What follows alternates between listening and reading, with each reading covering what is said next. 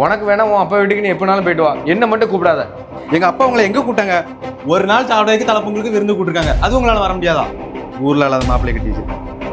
சொல்லு, உன் அப்பா போடுற ஒரு வாய் சோத்துக்கு தானே நான் அளந்து கிடக்கேன். இப்ப அதெல்லாம் பேசாதீங்க, வர முடியுமா முடியாதா? என்னாலலாம் வர முடியாது, நீ வேணா பிள்ளையில கூட்டு போயிட்டு வா. இதுக்கு ஏன் கோவப்படுத? இப்படி அன்பா சின்ன வர போறேன், நம்ம போவோம். சூரப்பாங்க.